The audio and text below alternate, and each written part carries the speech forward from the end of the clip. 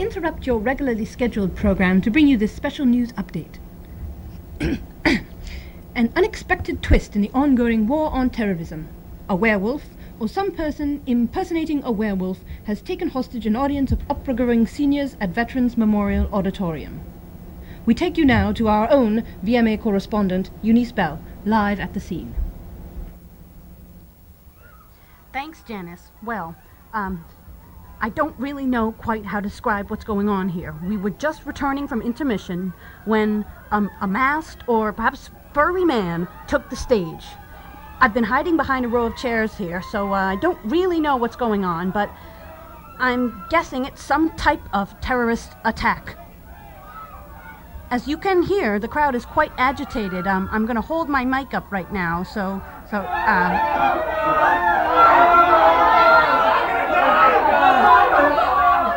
well, you can see what that's like. Wait. He seems to be making some kind of a statement. I'll put the mic up again and, well, you can hear it for yourself. All right, humans, listen up. These are my demands. 1, I want you people to start cleaning up a little. This planet is a total mess, and I, for one, am sick of it. I mean, you don't have to live out there in the woods. Us werewolves do. We don't make the candy wrappers. 2, no more of these giant SUV supercars anymore. They're a menace. I can't even cross the street anymore without risking my immortal soul. And don't you dare touch me! Stand back! Third, is it really so much to ask to try to get some decent education and health care for our kids? I mean, they are the future after all.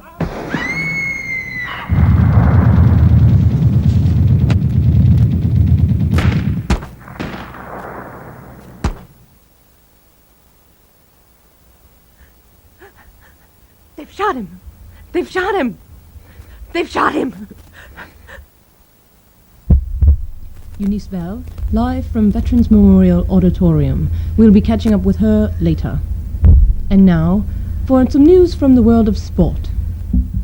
Thank you, Janice. Surprising news in the world of cricket today, as a gang of zombified corpses took the field midway through the championship match between I was Leicestershire restored and to my Donington. position, and the other man was impaled. So Pharaoh sent for Joseph, and he was quickly brought from the dungeon. When he had shaved and changed his clothes, he came before Pharaoh.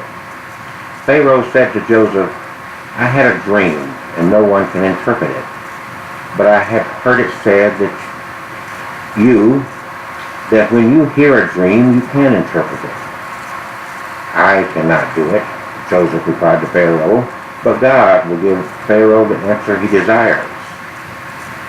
Then Pharaoh said to Joseph, in my dream I was standing on the bank of the Nile, and when out of the river there came up 7 cows, fat and sleek, and they grazed among the reeds. After them 7 other cows came up, scrawny and very ugly and lean. I had never seen such ugly cows in the land of Egypt. The lean, ugly cows ate up the 7 fat cows that came up first. But even after they ate them, no one could tell that they had done so. They looked just as ugly as before. Then I woke up. In my dream I saw 7 heads of grain, full and good, going on a single stalk. After them, 7 other heads sprouted, withered and thin and scorched by the east wind. The thin heads of grain swallowed up the 7 good heads. I told this to the magicians, but none of them could explain it to me. Then Joseph said to Pharaoh, the dreams of Pharaoh are one and the same. God has revealed to Pharaoh what he is about to do. The 7 good cows are 7 years, and the 7 good heads of grain are 7 years. It is one and the same dream. The 7 lean, ugly cows that came up afterward are 7 years, and so are the 7 worthless heads of grain scorched by the east wind. They are 7 years of famine.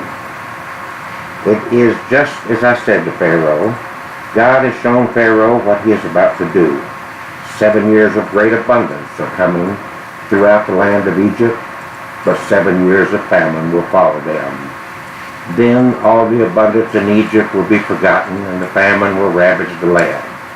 The abundance in the land will not be remembered, because the famine that follows it will be so severe. The reason the dream was given to Pharaoh in two forms is that the matter has been firmly decided by God, and God will do it soon. And now let Pharaoh look for a discerning and wise man and put him in charge of the land of Egypt. Let Pharaoh appoint commissioners over the land to take a fifth of the harvest of Egypt during the 7 years of abundance. They should collect all the food of those good years that are coming and store up the grain under the authority of Pharaoh to be kept in the cities for food. This food should be held in reserve for the country to be used during the 7 years of famine that will come upon Egypt, so that the country may not be ruined by the famine. The plan seemed good to Pharaoh and to all his officials. So Pharaoh asked them, "Can we find anyone like this man, one in whom is the Spirit of God?" Then Pharaoh said to Joseph, "Since God has made all this known to you, there is no one so discerning and wise as you. You shall be in charge of my palace, and all my people are to submit to your orders. Only with respect to the throne will I be greater than you." So Pharaoh said to Joseph, "I hereby put you in charge of the whole land of Egypt." Then Pharaoh took his signet ring from his finger and put it on Joseph's finger. He dressed him in robes of fine linen and put a gold chain around his neck. He had him ride in a chariot as his second in command, and people shouted before him, "Make way!" Thus he put him in charge of the whole land of Egypt. Then Pharaoh said to Joseph, "I am Pharaoh, but without your word no one will lift hand or foot in all Egypt." Pharaoh gave Joseph the name Zephanath-Paneah, and gave him Asenath, daughter of Potiphera, priest of On, to be his wife, and Joseph went throughout the land of Egypt.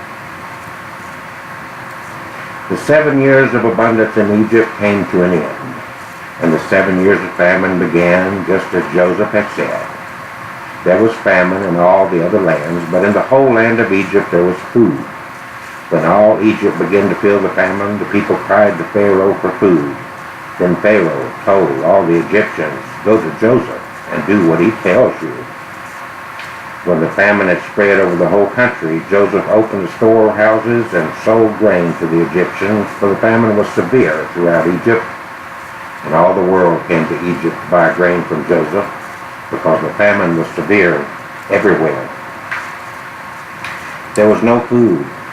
However, in the whole region, because the famine was severe, both Egypt and Canaan wasted away because of the famine. Joseph collected all the money that was to be found in Egypt and Canaan in payment for the grain they were buying, and he brought it to Pharaoh's palace.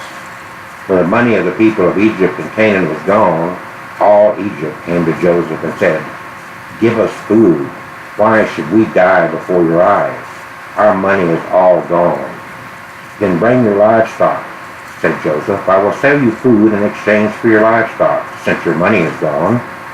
So they brought their livestock to Joseph, and he gave them food in exchange for their horses, their sheep and goats, their cattle and donkeys, and he brought them through that year with food in exchange for all their livestock. When that year was over, they came to him the following year and said, "We cannot hide from our Lord the fact that since our money is gone and our livestock belongs to you, there is nothing left for our Lord except our bodies and our land. Why should we perish before your eyes, we and our land as well? Buy us and our land in exchange for food, and we with our land will be in bondage to Pharaoh. Give us seed so that we may live and not die, and that the land may not become desolate." So Joseph bought all the land in Egypt for Pharaoh. The Egyptians, one and all, sold their fields, because the famine was too severe for them. The land became Pharaoh's, and Joseph reduced the people to servitude from one end of Egypt to the other. However, he did not buy the land of the priests, because they received a regular allotment from Pharaoh and had food enough from the allotment Pharaoh gave them. That is why they did not sell their land. Joseph said to the people, "Now that I have bought you and your land today for Pharaoh, here is seed for you, and so you can plant the ground. And when the crop comes in, you will sow it, and when the seed is sown, you will reap the harvest. But when the crop comes in, you will sow it, and when the seed is sown, you will reap the harvest. So Joseph bought all the land in Egypt for Pharaoh. Here is seed for you, and so you can plant the ground. And when the crop comes in, Give a fifth of it to Pharaoh. The other 4/5 you may keep as seed for the fields and as food for yourselves and your households and your children. You have saved our lives, they said. May we find favor in the eyes of our Lord. We will be in bondage to Pharaoh. So Joseph established it as a law concerning land in Egypt, still in force today, that a fifth of the produce belongs to Pharaoh. It was only the land of the priests that did not become Pharaoh's. This story is defined by clergy and the church as being a great story about a man of God who saved the day. But wait, really? Let's examine what really happened here. Yes, Joseph saved back grain for a famine he expected from the 7 years of abundance. But was it really all for the salvation, the wonderful good of the people of Egypt? Read this carefully.